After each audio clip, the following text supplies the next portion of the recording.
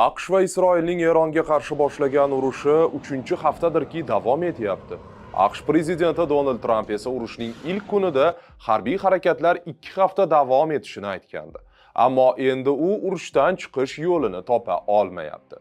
U ilk bayonotlarda bayon qilgan maqsadlardan birortasiga erisha olmadi. Rejim o'zgarmadi, Eronning yadroviy va raketa dasturlarini to'xtatmadi, hamon harbiy salohiyatni saqlab qolmoqda. Eronga allaqachon jiddiy zarar yetkazildi. Iqtisodiy jihatdan ham, siyosiy jihatdan ham, mudofaa qobiliyati nuqtai nazaridan ham. Ammo u amalda Hormuz bo'g'ozidagi kemalar qatnovini to'sib qo'yishga muvaffaq bo'ldi va shu bilan jahon neft tranzitining taxminan 5 dan 1 qismini falaj qildi. Bu esa neft narxining sezilarli darajada oshishiga olib keldi. AQSh va Isroil bilan to'g'ridan-to'g'ri to'qnashuvda g'alaba qozonish imkoniyatiga ega bo'lmagan Islom Respublikasi ular uchun urush bahosini oshira boshladi. Xususan ko'plab qo'shnilariga hujum qilib, butun Yaqin Sharq va jahon bozorlarida beqarorlik keltirib chiqarish orqali mojaro ko'lamini kengaytirdi.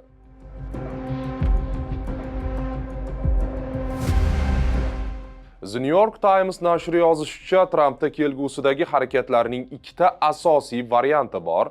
Yoki Eronda do'stona yoki hech bo'lmaganda kelishuv, rejim o'rnatishgacha bo'lgan kattaroq maqsadlarga erishish uchun harbiy harakatlarni davom ettirish yoki mojarodan chiqish. Agar Tramp urushni davom ettirishga qaror qilsa, zaiflashgan bo'lsa-da, hamon xavfli bo'lib qolayotgan dushman bilan kurashishiga to'g'ri keladi. The New York Times'dagilarning fikricha, Tramp ma'muriyati Eronga hujumning ko'plab oqibatlarini oldindan ko'ra olmagan. Oyatulloh rejimi har qanday yo'l bilan himoyalanishga tayyorligini va uning jahon iqtisodiyotiga zarar yetkazish qobiliyatini yetarlicha baholamagan. Ziddiyat davom etishi kutilmagan oqibatlar ko'proq bo'lishi xavfini tug'diradi va oxir-oqibat vaziyat nazoratdan chiqib ketadi.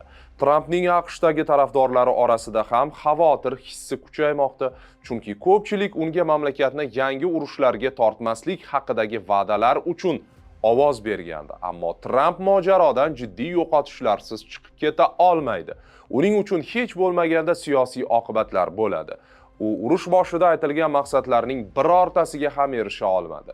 Eron yadro qurolini yarata olmasligiga hali ham kafolat yo'q. Ko'plab yadroviy obyektlar bombardimon qilindi, ko'plab mutaxassislar o'ldirildi, ammo infratuzilmani tiklash mumkin.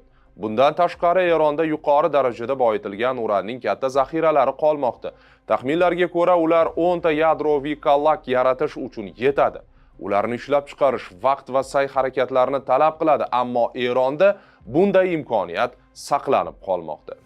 Islom Respublikasining raketa arsenali sezilarli darajada qisqarib ketgan. Uni to'ldirish imkoniyatlari sezilarli darajada cheklangan. Dengiz kuchlari deyarli butunlay yakson etilgan, ammo Eron hali ham boshqa mamlakatlarga tahdid solishga qodir. Oyatulloh rejimi o'z yetakchisi Ali Xomeneydan mahrum bo'ldi, ammo uning o'rnini o'g'li Mujtabo Xomeney egalladi. Uning asosiy tayanchi Islom inqilobi muhofizlari korpusi hamon mamlakatdagi yetakchi qurolli kuch bo'lib qolmoqda.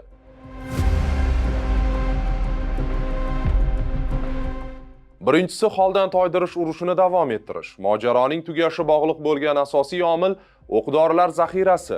Bu Eronda raketa va dronlar, AQSh va uning ittifoqchilarida havo hujumidan mudofaa tizimlari. Bu ssenariyda AQSh Hormuz bo'g'ozida kemalar qatnovini himoya qilishni tashkil etishi, hech bo'lmaganda tankerlarni, raketa va dronlarni urib tushira oladigan kemalar bilan qo'riqlashi kerak bo'ladi. Tramp shu kunlarda ittifoqchilarni bunday missiya uchun kemalar yuborishga chaqirdi, ammo Buyuk Britaniya, Fransiya, Germaniya va Janubiy Koreya allaqachon rad javobini berdi.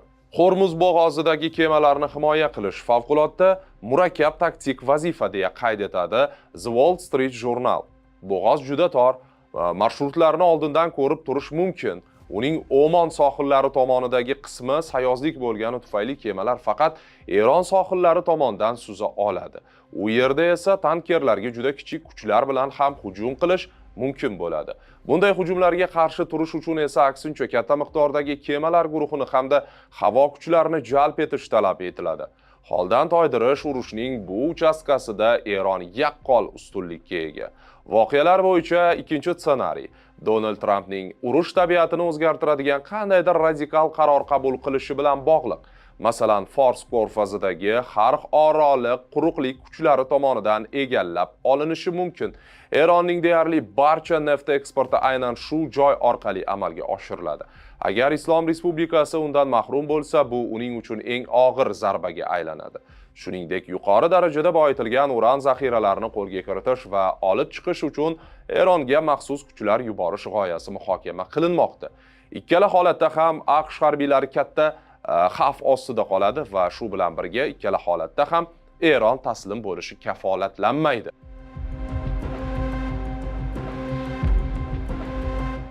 Pentagon amaliyotni muvaffaqiyatli deb hisoblayapti. AQSh va uning ittifoqchilari havoda to'liq hukmronlikka erishdi. Eron raketalari va uchirish qurilmalarining katta qismini yo'q qildi. Shuningdek, flotning asosiy qismini cho'ktirib yubordi. Eron amalda aviatsiya va havo hujumidan mudofaa kuchlaridan ham ayrildi. AQSh Yaqin Sharqdagi harbiylari sonini oshirishda davom etyapti. Mintaqaga 2500 nafar atrofida dengiz piyodalari va yana bitta aviatashuvchi zarbdor guruh yo'llangan. Bu allaqachon shu yerda bo'lib turgan ikkita aviatashuvchi guruh hamda taxminan 50 ming kishilik Amerika harbiylariga qo'shimcha kuch bo'ladi. Urush boshidan buyon 2100 dan ortiq kishi halok bo'lgan. Qurbonlarning aksari eronliklar. Eron rasmiylariga ko'ra halok bo'lganlardan 1300 nafardan ortig'i tinch fuqarolardir. Amerika armiyasining yo'qotishlari esa 13 kishini tashkil etmoqda.